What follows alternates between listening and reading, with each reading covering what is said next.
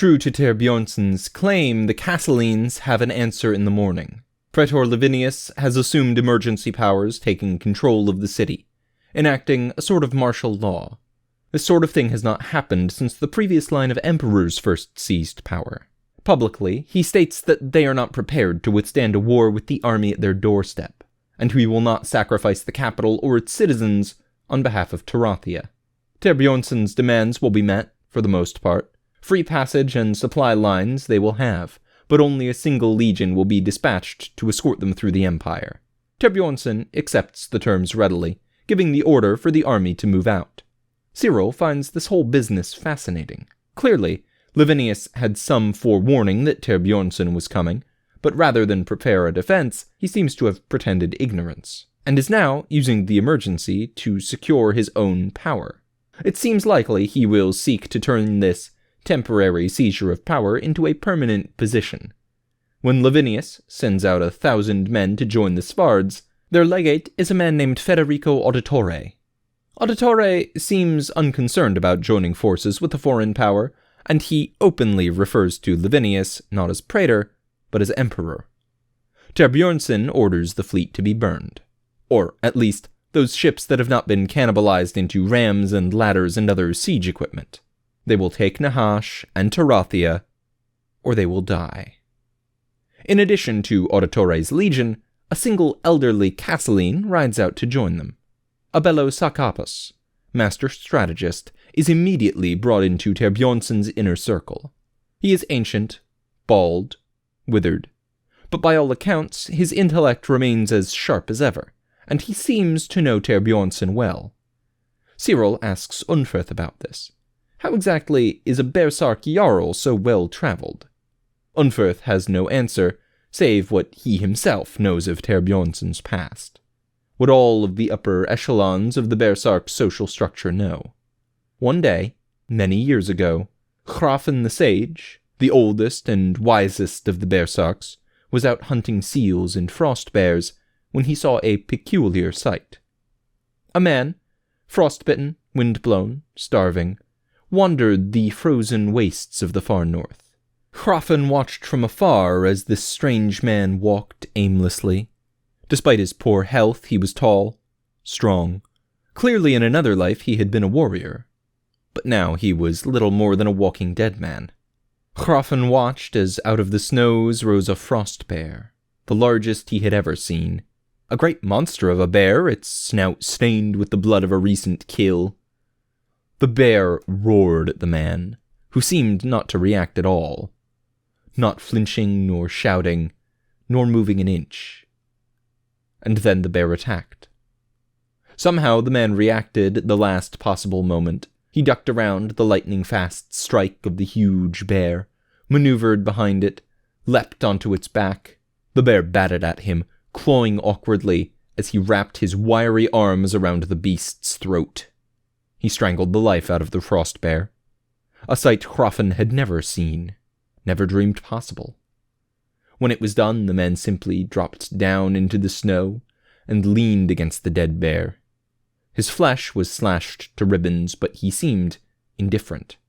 Hrafn came to him then, wordlessly drew his dagger. The man looked up into his eyes, his broken body tensed, ready for another fight. But Hrafn handed the dagger to the strange man, showed him how to open up the bear, strip off the hide, and there, in the snow, they performed the rites of a Berserk, marking the bear's hide with Teric runes, forever connecting the bear's soul to the one that had slain it. None knew his name, nor what clan he came from, but in a single stroke he had slain the biggest, most fearsome frost bear in the north, and killed it cleanly without leaving a scratch. The connection was immense and immediate. Within a year of donning the bearskin, he had grown to monstrous size. It was Hrafn that first called him Ter Bjornsson, swore to follow him, named him Jarl of Jarls. So, what was Ter Bjornsson before he became Ter Bjornsson? It's anyone's guess. Olaf One-Eye, Hakon, and a few of the other southern Svards seemed to remember him, and now these Casselines. So whoever he had been, he was well-traveled.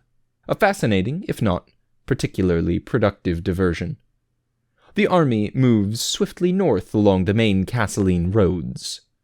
They pick clean the legion outposts that they pass, and Terbjornsson does little to rein in the excess of the Svardic reavers as they pass unprotected farmsteads. So long as the Svards do not commit any outrageous atrocities, Legate Auditore and his legion do not raise any issues. On the road, Terbjornsson gives Unferth and Cyril a job. He wants the Serpentes they captured from the library interrogated, to give up everything they know about Tarathia's defenses. Cyril recognizes this as a test of his usefulness and his willingness to get his hands dirty for his current employers. These Serpentes may have been, first and foremost, librarians, but they are still Knights Serpentes. They resist torture, and they seem resigned to death. They had been comrades, so Cyril tries the tactic of torturing one in front of the other. Withstanding your own pain is a different sort of torture than withstanding the pain of your friend, when it is in your power to end it. It's moderately effective. The Serpentes confirm that the hard points to consider from the south are 3. Fort Tannian, a hilltop stronghold on the southern border, garrisoned with Serpentes knights, fortified stone walls and towers, famed for the huge dragon skull that hangs over the southern gate. The second, not strictly on the way to Nahash, is nonetheless a keep no army wants at its back. Castle Saraf, the headquarters and training ground for the penitent fellowship of the most devout, also called the Knights Serpentes. Castle Saraf will be garrisoned with hundreds, thousands of Serpentes, commanded by Brother Enoch, a living legend, perhaps even better known than Brother Darius Kashar. Saraf is a mountain stronghold, carved into the cliffs and virtually impregnable. And Nahash itself, the greatest city on earth, garrisoned by thousands of troops, with layered walls, watchtowers, and enough food stores to withstand a year of siege.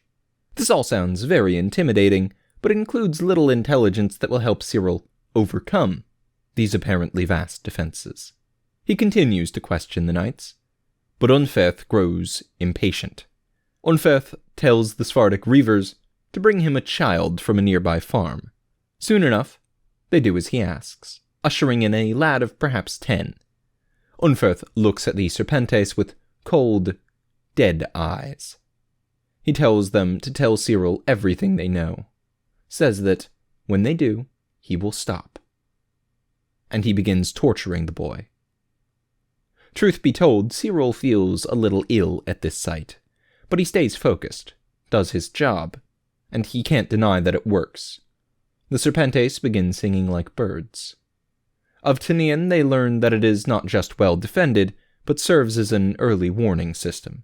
If taken unawares, there's no question that an army of this size could wash over it. But Tannian is well built and would take time to batter down, and the fort has a tall beacon, as well as skilled riders with fresh mounts, so it is impossible to take without the word of impending attack spreading to the rest of Tarathia. It is true that Castle Saraf has a garrison of some thousands of Serpentes, but the vast majority of them are teachers and students. Serpentes often serve for life, after all, and are often inducted as orphans.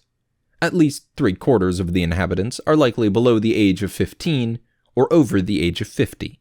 Further, a fact little known outside the Serpentes Fellowship, there is a narrow mountain pass that leads from Castle Saraf into a neighboring nation to the southeast, a kingdom on the border of Al-Hassad called Sadia. One of the Serpentes raises a mangled, blood-soaked hand. Weeping, he points out the pass on the map for Cyril, while Unferth flays the skin from the screaming child's hands. As for Nahash, what can be said? Most of the defenders probably left with Kashar's army. The tiered city is porous, the outmost circle lacking any real walls. The council at Nahash is slow to react, slow to act, will likely drag their feet until the invasion is well underway. Cyril milks the men for all he can. When he is done, he gives them the pitiful mercy of a quick finish. The child is too badly maimed and disfigured to release. It could draw the ire of the Castleans. And besides, what kind of farmer will he be without hands, eyes, or a tongue? Cyril gives him a small mercy as well, and resolves to tread very, very carefully around Unferth going forward. The strange man was rather enjoyable to converse with on the ship. Cyril found his nihilistic philosophy rather quaint and amusing. Now it's just sickening. They make their report to Terbjornsson's war council. The Jarl, the Frostbear Jarls, Olaf One-Eye and Jorg Spearbreaker, Halvar the Peacekeeper, and Ulfsknar called Woden Two Souls. The list is long. Discussions and arguments erupt about how best to strike at Tarathia. Terbjornsson stares at the map in silence for a long time. Sakapos, sitting at the Jarl's right hand, quietly murmurs his thoughts. "Stop," Terbjornsson finally says, not raising his voice. Silence falls. "Surprise will serve us well," he says. "A small force will split off, break through Sadia and cross the mountains, strike at Suraf unexpectedly, slaughter the Serpentes. Let no man, horse, or messenger bird leave alive. The rest of the army will move into position a day out of Tanian, taking cover in the foothills there." He stabs a spot on the map. "We will wait to hear you howl your victory. Come down the road to cover the other side of Tanian. We attack together, from all sides, preventing any messenger from escaping. Then we ransack Tarathia at our leisure, and take Nahash." The plan is a good one. The various war leaders exchange looks, considering what part they might play. It is Gjul the Hungry, ever bold, that breaks the silence. "Who will go?" he asks.